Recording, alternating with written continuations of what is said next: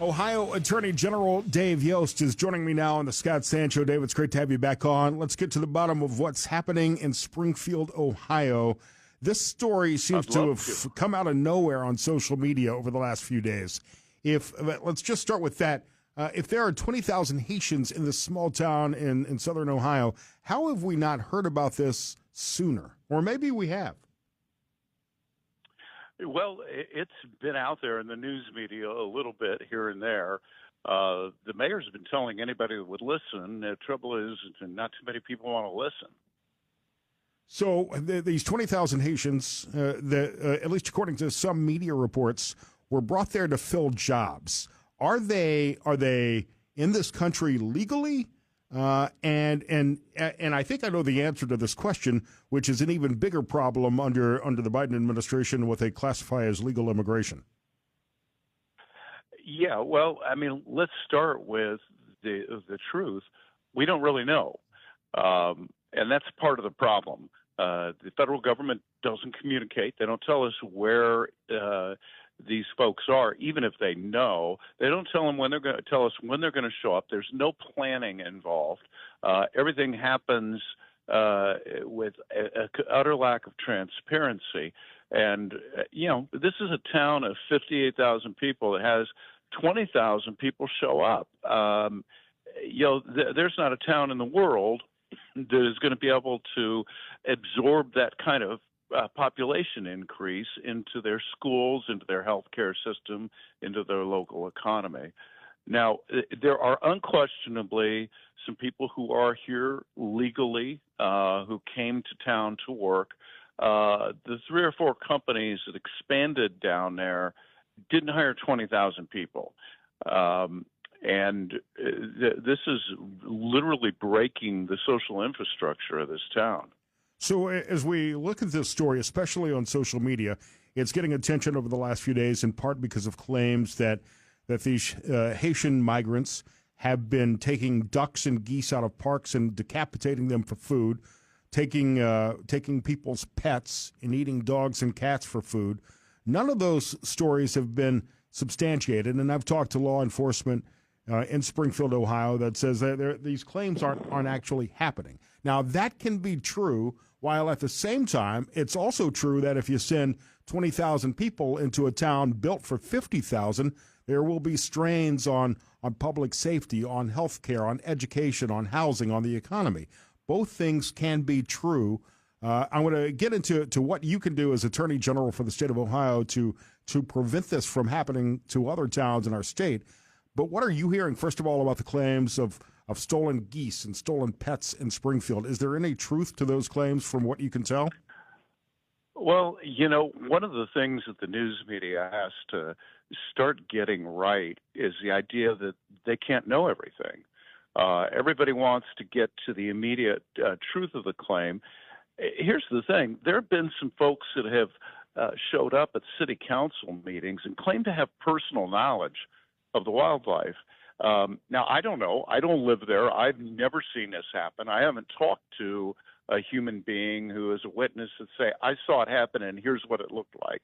But that's not the same as saying that it didn't happen or it doesn't happen. And the fact that saying it does happen isn't the same as saying that it's happening over and over and over again. So I trust the local police. They tell me that nobody has reported that their pet has been stolen and eaten, and I'm inclined to trust the police on something like that. On the other hand, when you're talking about the ducks or the geese wandering through the local park and what happens after dark, I'm not going to call local people that claim to have seen things liars just because it wasn't reported as a crime. That being said, this is all a little bit beside the point. The question is not who's here. The question is how many and how did they get here? The fact of the matter is we don't know an awful lot of answers to the question that we should be asking. And we don't know the answers because the federal government either doesn't know or they won't talk about it. Right. Ohio Attorney General Dave Yost here on the Scott Sand Show. From what I can tell from multiple media reports that I've been reading over the last couple of days, there is a policy in place under the Biden administration that allows immigrants from countries like Haiti or Brazil, Venezuela, where there is violence, to come into the country legally, essentially seeking refuge. Now, that's an independent problem from the open border problem and the border crisis that we have, and who is allowed in, quote unquote, legally. The same problems we have with the CBP One app, which is essentially setting a schedule, setting an appointment to cross into the country illegally. So with that being said, thousands of Haitians fled the country to get away from violence. We understand that. We can perhaps empathize with that. But they've settled a group of at least 10 to maybe even as many as 20,000 Haitians have settled in this small Ohio town, Springfield, Ohio. We don't know how they got there, do we? And that's the information that you're trying to get to the bottom of, and then we'll get into this lawsuit that you want to file to protect other cities in Ohio. Well, I think we need to know how many of these folks are here illegally, perhaps most of them. We don't really know that right now. I'd like to know how many of them are actively employed, and how many of them are relying on the social service network of this small town. Because here's the thing, people might be listening to your show right now and go, "Oh, that's 200 miles away from here. It's not my problem." Well, this can happen to any town in Ohio. Imagine if 20,000 people settled into Sylvania. Imagine, 50 or 70,000 people descending on Toledo. It would be a humanitarian crisis. Because it's out here in the middle of the heartland, nobody's really paying attention. But we need to get a handle on this and demand better out of our federal government, because this could happen to your town. Right after seeing some posts, including from Vice Presidential candidate J.D. Vance, you announced that you're going to review the state's legal options to stop the government, the U.S. government, from sending an unlimited number of migrants to Ohio communities. What legal recourse do you, as the state's Attorney General, have against the federal government in that regard? Well, we don't know, and that's what I directed my staff to start. These things start with the facts. How did they get here? Under what program? And then we can look at whether that program was properly promulgated under the rulemaking process. We can look at whether it's going beyond the statutory requirements, the limitations.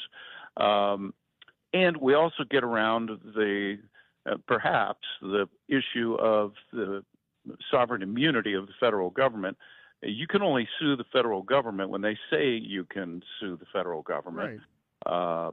So we've got to find what the facts are, trace it back to the federal law that they're relying on, and then start asking questions about are there avenues to get judicial review of this? Because the bottom line is we've got to have some kind of limiting principle on what the federal government can do to a state, or we don't have federalism anymore.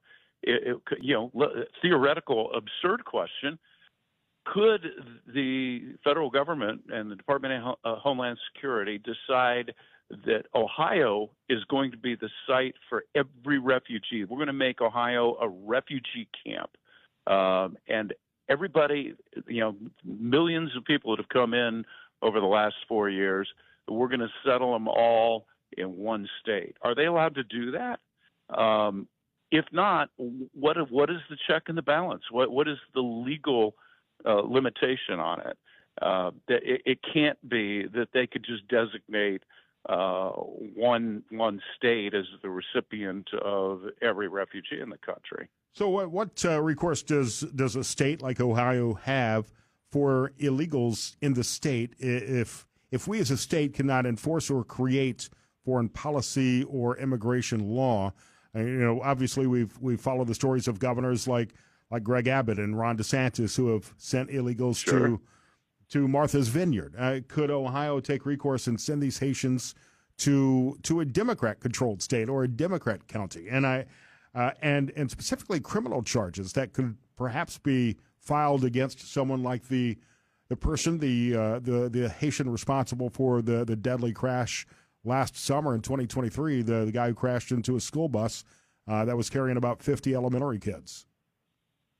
Well, sure. Refugees are going to be subject to the same laws of the state as anybody else. So you kill somebody with a car, you steal property, you assault somebody, you're liable in a court, and I count on local prosecutors to do their job and bring those cases. But that's a one-off, and it completely ignores the fact that, even though most of these people that have come here, this 20,000, most of them are not committing crimes, to the best of my knowledge. The city can't absorb that many people. Right. And not committing crimes other than the crime of being in the country illegally, of course. Well, to the extent that they are. Again, you pointed out that the Biden administration has loosened the reins. And in fact, I went to court about a year and a half ago over their non-deportation policy, the failure to follow the explicit command of the statute that Congress passed. And the Sixth Circuit Court of Appeals found that the state doesn't have standing to bring that case. But at the end of the day, there has to be some kind of enforcement mechanism. There's got to be some kind of limit on the federal government's authority, or we no longer have a federation of independent states who have created a federal government that we delegated authority to. We're all subjects of Washington, D.C. I don't want to live in that kind of country. That's not the way we're set up. It's not the law. And I'm committed to trying to find a way to push back on this. Ohio Attorney General Dave Yost here on the Scott Sancho. So your staff's looking into this. What's the next step? What kind of time frame? Because I'm sure every day creates further financial hardships on the town of Springfield, Ohio. Law enforcement, housing, education costs have more than quadrupled with these new students that have enrolled in the public schools there. Healthcare, we're hearing stories about rising rates of HIV and other diseases in Springfield. Every day matters. How long before we know what legal steps the state can take? Well, how long does it take to be creative and come up with a brilliant new idea? Man, I've been trying all my life, Dave. We've got our best minds working on this. And I saw earlier today, just a couple hours ago, that Governor DeWine has announced he's going to go to Springfield. So perhaps he will be helpful in helping to identify, some of the fact patterns there. He controls a lot more resources than the Attorney General. Or he's just one more person in the town that's overcrowded as it is, one or the other. Dave, thank you for filling me in. Appreciate getting this information directly from the source. Ohio Attorney General Dave Yost here on the Scott Sancho. Thanks, Dave. Take care. Bye-bye.